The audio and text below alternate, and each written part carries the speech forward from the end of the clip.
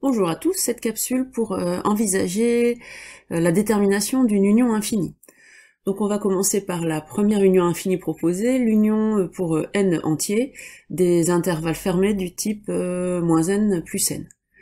Donc si on l'écrit en développé, le premier intervalle c'est moins 0, 0, donc c'est le singleton 0. On regroupe avec moins 1, on regroupe avec moins 2, on regroupe avec moins 3, etc.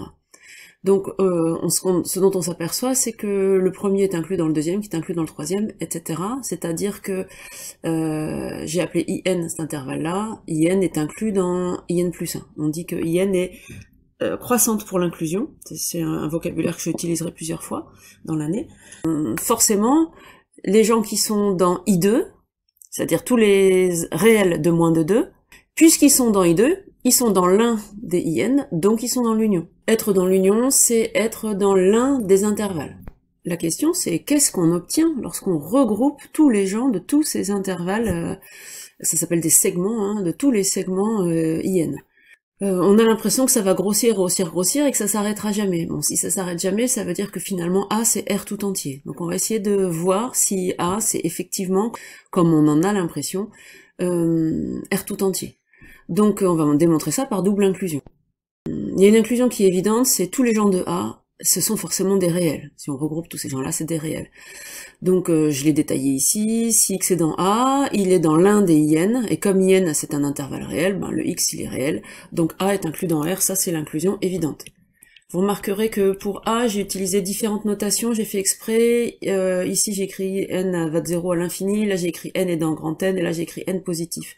Ça correspond au même ensemble.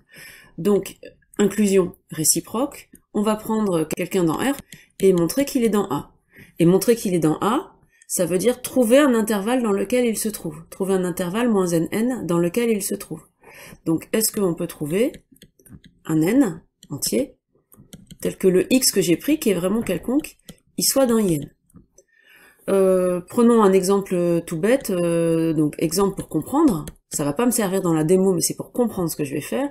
Imaginons que je prenne, je ne sais pas, 2,4. Est-ce que je peux trouver qu'il est dans un des IN? Ben oui, il est dans I3. Et s'il est dans I3, eh ben il est dans A, puisqu'il est dans l'un des IN. D'accord? Donc moi, ce que je veux, c'est essayer de faire cette démonstration-là dans un cadre général pour un x quelconque. On a vu ensemble que tout réel était compris entre deux entiers relatifs, sa partie entière et sa partie entière plus 1. C'est même l'inégalité de définition, en fait, de la partie entière. Donc je vais utiliser ça, je vais appeler grand N cet entier-là, grand N plus 1 cet entier-là, voilà. Et on va séparer deux cas.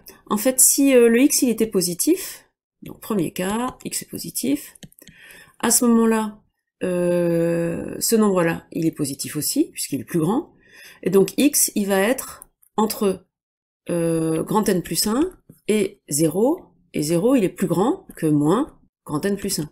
Par conséquent, x, il va être dans l'intervalle i grand N plus 1, et donc il est dans A. Et puis deuxième cas, x est négatif, à ce moment-là, si x est négatif, partie entière de x est négatif aussi, donc x il est plus petit que grand N, mais qui est négatif, et donc forcément il est plus petit que moins grand N qui lui va être positif, et donc i, il sera dans i indice moins grand N, attention, il y a beau avoir un moins, c'est un nombre positif, et donc puisqu'il est dans l'un des IN, il est dans A.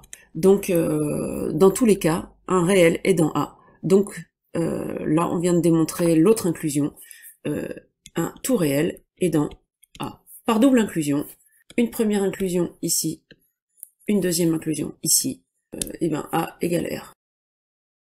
On fait le deuxième maintenant. Donc j'ai appelé B l'union des segments, c'est toujours des segments, moins 1 sur n.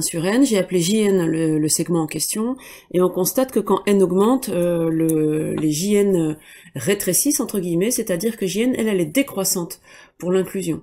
Donc si j'écris l'union, je vais avoir moins 1, union, moins 1 demi, union, moins 1 tiers, etc. Et c'est une union, donc on regroupe les gens de ces intervalles. D'accord? Mais en fait, quand on regroupe les gens de J1 et les gens de J2, ben les gens de J2 sont déjà dans J1. Donc en fait, quand on regroupe, ça fait J1. Et on regroupe J3, mais les gens de J3 sont dans J1, donc ça fait J1 encore. Et ainsi de suite, donc on a l'impression que finalement ça va faire J1, c'est-à-dire ça va faire moins 1. D'accord? Et bien ça, on va le démontrer par double inclusion. Donc il y a une première inclusion qui est évidente, c'est B, c'est l'union des JN, donc J1 fait bien partie de l'union des JN, donc J1 est inclus dans B.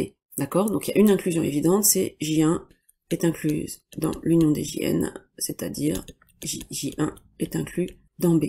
D'accord? Réciproquement, si on prend quelqu'un de B, ben il est dans B, donc il existe un n plus grand que 1, tel que x pas dans Jn. Oui, mais, alors là, il aurait fallu peut-être le démontrer vite fait, c'est pas compliqué, Jn est décroissante. Donc Jn, de toute façon, va être incluse dans J1. Donc, x, il est dans J1. On vient de démontrer B inclus dans J1. Par double inclusion, B égale J1. Donc maintenant, peut-être, à part ici, je vais démontrer que Jn est décroissante pour l'inclusion. Ça, c'est juste des inégalités, hein, c'est parce que la suite 1 sur n, elle est elle-même décroissante. On va donc démontrer que pour tout n, Jn plus 1 est inclus dans Jn. Donc on prend un x dans Jn plus 1. Il est donc entre moins 1 sur n plus 1 et 1 sur n plus 1. Or 1 sur n plus 1 est plus petit que 1 sur n.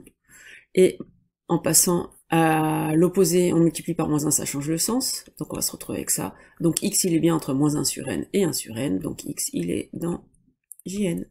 On a bien donc démontré que tous les x de Jn plus 1 sont dans Jn, d'où l'inclusion, et c'est ce qui m'a servi ici. J'ai utilisé que la suite Jn était décroissante pour l'inclusion, donc Jn inclus dans Jn-1, qui est inclus dans Jn-2, etc., qui est inclus dans Jn. Voilà, fin de la capsule.